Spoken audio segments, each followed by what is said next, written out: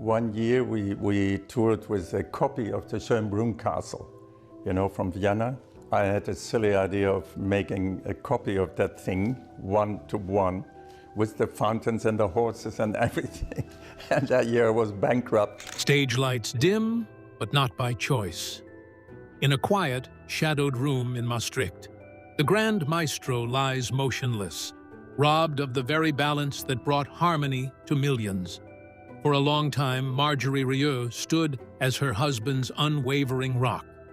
But in this suffocating stillness, a terrifying question hung in the air. Were these the final, fading notes of an extraordinary life together? Or was she truly preparing to say the ultimate, unthinkable goodbye? Battle for André's health. Behind the glittering lights of sold-out arenas, a sudden, terrifying silence settled over their home, raising a question neither of them was prepared to answer. To the outside world, Marjorie Rieu was an invincible force of nature, a maestro whose boundless energy could command thousands of swaying fans in a single night. But behind the grandeur of the stage, the human body has its limits, and in 2010, the music ground to a sudden and terrifying halt. It began not with a dramatic collapse under the spotlight, but with a subtle, disquieting sensation that something deep within him had broken. The world began to spin out of control. André was struck down by a severe, aggressive viral infection of the inner ear, a condition known as labyrinthitis. For a violinist whose entire existence relies on a pristine sense of balance, harmony, and rhythm, labyrinthitis was a nightmarish sentence. The virus attacked his vestibular nerve, completely destroying his equilibrium. Suddenly, the man who moved across grand stages with effortless grace could not even sit upright in his own bed without suffering overwhelming vertigo and nausea. The violin fell silent, tucked away in its case, as the physical toll mounted day after terrifying day. Canceling a major tour was unprecedented for the maestro, but as the weeks stretched into months, the reality set in. André was gravely ill, and the path to recovery was entirely unknown. Inside their quiet home in Maastricht, the grand applause of global stadiums was replaced by the suffocating quiet of a sick room. Marjorie watched in agony as her vibrant, larger-than-life husband was reduced to a state of profound physical vulnerability. As the weeks dragged on with little sign of improvement, medical specialists offered no immediate guarantees. Would his brain ever fully adapt? Would he ever be able to stand on a stage again? In those dark, uncertain hours, Marjorie faced the darkest trial of their shared life. Standing beside his bedside, holding his hand as he battled the debilitating vertigo, she was forced to confront an unthinkable reality. She wasn't just facing the end of his glorious career. She was staring into an abyss where the man she loved might never be the same.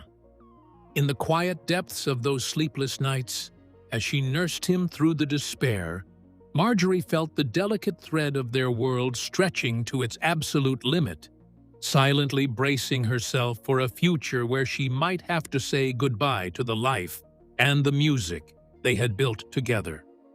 To understand how Marjorie found the strength to hold his hand in that quiet, darkened room, one must go back to where their story first caught fire. The foundations. Love born in Maastricht. The bond between André and Marjorie Rieu was not forged under the blinding spotlights of global arenas, but in the historic cobblestoned streets of Maastricht, long before the world ever knew the name of the Waltz King. Their first encounter was as innocent as it was prophetic. André was just an 11-year-old dreamer when he first caught sight of Marjorie Kochman at a holiday gathering. With her striking curls, quick intelligence, and sharp mind, she made an indelible impression on the young boy. Yet, it would take years, and the natural passage of youth, before their paths truly aligned into a lifelong romance. When they reconnected in 1974 as young adults, the spark was immediate and undeniable. André was a passionate, idealistic conservatory student, steeped in classical music, but chafing against its rigid, cold traditions. Marjorie, a university student studying German language and literature, brought an intellectual sharpness, warmth, and grounded perspective that balanced his fiery artistic soul. However, their early love was not without formidable obstacles. André's parents, bound by strict religious and high-culture traditions, openly disapproved of the free-spirited, unconventional young woman who had captured their son's heart. Despite parental skepticism and financial uncertainty, André and Marjorie stood firm, bound by a mutual belief in each other. They married in 1975, embarking on a journey where love and ambition were inextricably intertwined. In those early years, living in modest quarters, while André completed his rigorous studies at the Royal Conservatory of Brussels, Marjorie became his emotional sanctuary. Where others saw a dreamer pursuing an impractical path, she recognized a rare, transformative musical vision. She saw a man capable of bridging the distant world of classical opera with the raw, joyful heart of everyday people. Their marriage was built on a bedrock of absolute trust, shared sacrifices, and a fierce, unshakable loyalty. Long before the formation of massive orchestras and stadium tours, it was Marjorie's quiet encouragement that gave André the courage to break free from traditional symphonic expectations. Their love was not merely a romantic union, it was a sanctuary forged in youth, designed to withstand every storm life would throw their way. It wasn't just a romance written in the stars, it was a partnership that would quietly revolutionize the global music industry from behind closed doors. Marjorie's role behind the maestro. While millions of adoring fans across the globe cheer for André as he raises his bow on stage, few fully grasp the immense structural and artistic force operating quietly in the background. Marjorie Rieu has never been a passive observer of her husband's meteoric rise. She is the silent architect who helped build his global empire block by block. In the early days of their marriage, as André wrestled with the rigid constraints of traditional orchestras, Marjorie made a profound sacrifice. Recognizing the brilliance of his vision, she stepped away from her career as a language teacher to dedicate her razor-sharp mind to his fledgling musical dream. Her contributions began at the grassroots level, acting as a manager, publicist, production assistant, and constant emotional pillar. In the late 80s, when André dared to dream of founding the Johann Strauss Orchestra, a bold, high-risk venture starting with just 12 musicians, Marjorie was the one who transformed that artistic ambition into a viable, structured business. She managed the relentless administrative demands, handled intricate travel logistics, and safeguarded the financial stability of their young family during years when a single failed tour could have bankrupted them completely. Her linguistic background and keen intellect allowed her to navigate international contracts and communications with ease as their footprint expanded across borders. Yet, Marjorie's impact extended far deeper than mere logistics. She became André's primary creative sounding board, editor, and biographer. She penned compelling narratives for his concert programs, shaped the thematic concepts behind his record-breaking albums, and rigorously maintained the emotional core of the performance. André has repeatedly acknowledged that without Marjorie's sharp judgment and instincts, the Johann Strauss Orchestra would never have survived its tumultuous early years. She possessed a rare ability to keep him grounded when artistic ambitions ran wild, while simultaneously providing the safety net that allowed him to take breathtaking creative risks. In an industry often dominated by flash and superficiality, Marjorie chose a path of fierce privacy. She intentionally shunned the bright lights of red carpets, preferring to orchestrate the magic from the control booth or their home office in Maastricht. This calculated distance allowed her to maintain clear vision and perspective, protecting both their family life and their business from the chaotic pull of global fame. She was the anchor holding the ship steady through violent financial waves and artistic crossroads, ensuring that no matter how vast the spectacle grew, the authentic heart of the music never faded. With Marjorie's steady hand guiding the vision, the grand dream soon grew far bigger than the quiet streets of Maastricht could ever hold. The Johann Strauss Orchestra and World Tours. The birth of the Johann Strauss Orchestra marked the beginning of an unprecedented chapter in modern music history, transforming a bold dream into a staggering global phenomenon. What began as a modest ensemble of 12 passionate musicians performing in modest venues rapidly expanded into a world-renowned 60-piece spectacle. André envisioned a classical performance stripped of pretension and elitism, a joyous, theatrical experience where audiences were encouraged to sing, weep, and dance in the aisles. Bringing this grandiose vision to life, however, required immense structural fortitude, endless stamina, and a willingness to stare financial ruin directly in the face. The logistical scale of their international tours quickly rivaled those of the world's largest rock bands, transporting dozens of musicians, elaborate period costumes, custom stage sets, and delicate multi-million-dollar instruments across continents was an enterprise fraught with extreme risk. In the late 2000s, André pushed the boundaries of live entertainment even further by constructing a full-scale replica of Vienna's Schönbrunn Palace, complete with ice rinks, fountains, and ballroom dancers, to tour stadiums worldwide. The financial pressure was crushing. The massive overhead costs stretched their personal resources to the absolute limit, threatening to dismantle everything they had spent decades constructing. Throughout these harrowing financial gambles and grueling travel schedules, the physical and mental toll on the maestro was immense. Performing over 100 high-energy shows a year across Europe, the Americas, Asia, and Australia meant living in a perpetual state of jet lag, intense performance pressure, and total isolation from home.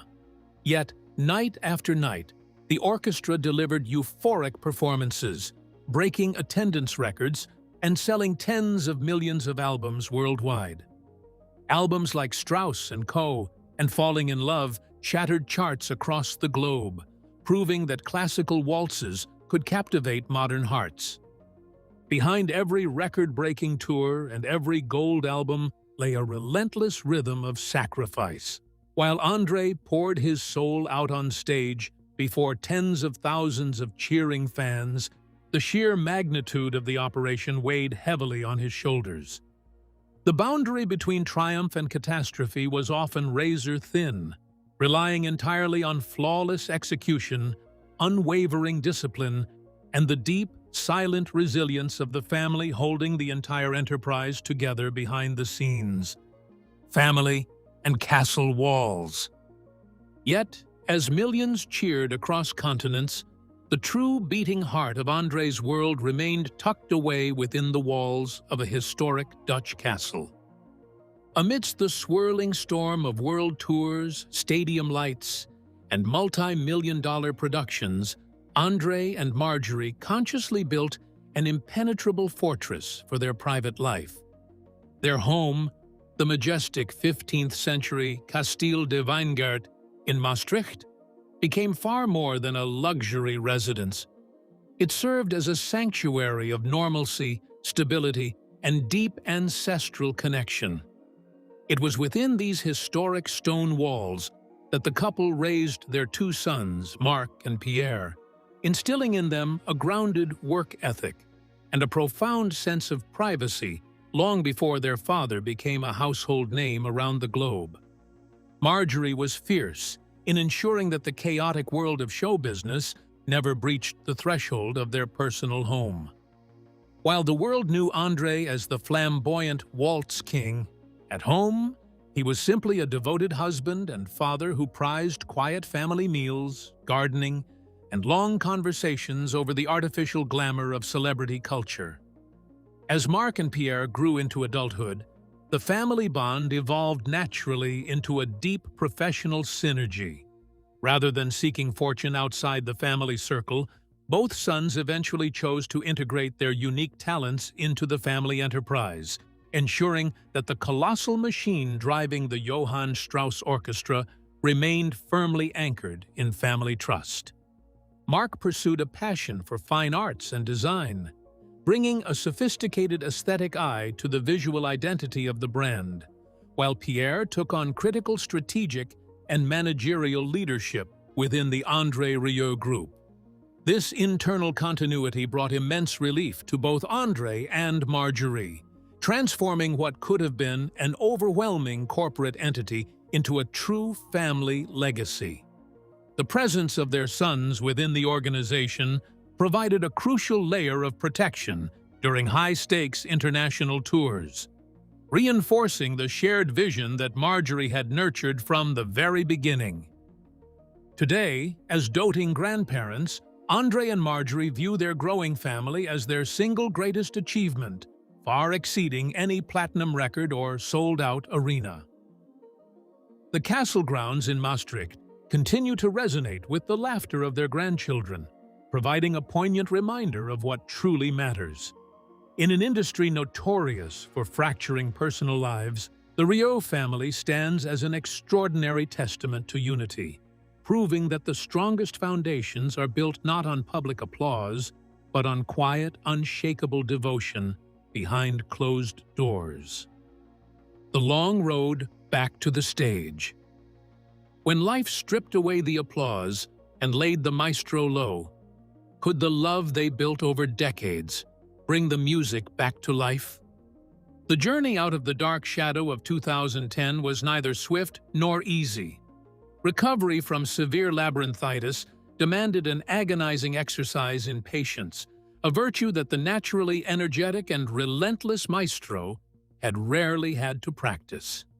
For months, André was forced to remain in quiet isolation, retraining his brain and body to rediscover the basic balance that most people take for granted. Every step was a battle against dizziness, and every attempt to lift his violin brought a wave of disorientation. Yet, during those long, grueling months of physical therapy and rest, he was never alone. Marjorie remained his steadfast anchor, managing the emotional waves of frustration and despair that inevitably surfaced when progress seemed painfully slow. As news of André's illness spread across the globe, an overwhelming flood of support began to pour into Maastricht. Tens of thousands of letters, cards, and gifts from fans across every continent filled their home, serving as a powerful emotional testament to the deep connection he had forged with his audience. Reading these heartfelt messages together became a daily ritual for André and Marjorie, offering a steady stream of hope during their quietest hours. The world was waiting, not just for the musician, but for the spirit of joy and warmth that his performances represented. This realization reignited a fierce determination within André to conquer his condition and return to the stage he so deeply missed. When the day finally arrived for André to step back into the spotlight, the atmosphere inside the arena was electric, charged with immense relief and raw emotion. As he walked out with his violin, greeted by a deafening standing ovation from thousands of tearful fans, the moment transcended a typical concert. It was a celebration of resilience, life, and the enduring power of music to heal. From the shadows near the soundboard, Marjorie watched her husband command the stage once more, her heart full of gratitude for the long, difficult road they had navigated together. The health crisis forever altered André's perspective on his life and work. He returned to touring with a renewed sense of balance, prioritizing his physical well-being, scaling back unnecessary stress, and cherishing every single moment on stage.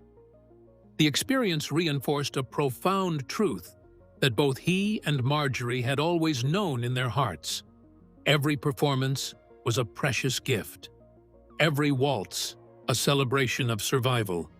And every note played was a victory earned through unshakable love and perseverance. An unbreakable vow, twilight, music, and eternity. Through every stadium roar and every quiet trial, one truth remained unchanged. The song was never just his alone.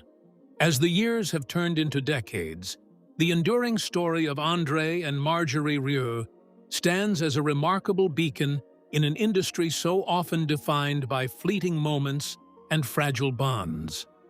Having shared more than half a century of life, love, and extraordinary creation, their partnership has transcended the typical boundaries of marriage and career.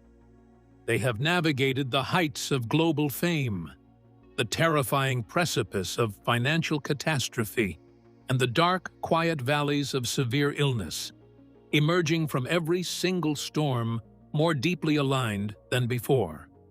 Theirs is a quiet, steady devotion that has never needed the validation of public headlines or red carpet flashbulbs to prove its profound strength. The secret to their extraordinary union lies in a deep, unwavering mutual respect and a clear division of their shared universe. Marjorie's deliberate choice to remain out of the public spotlight was never a retreat. It was a masterstroke of emotional preservation. By safeguarding their private life in Maastricht, she created a sacred space where the noise of the world could never penetrate, allowing André to give everything to his audiences without losing his soul in the process.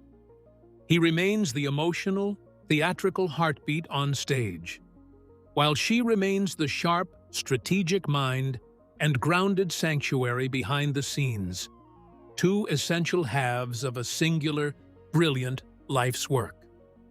Today, as André continues to captivate millions around the globe with the timeless joy of the waltz, the spirit of their shared journey infuses every single performance.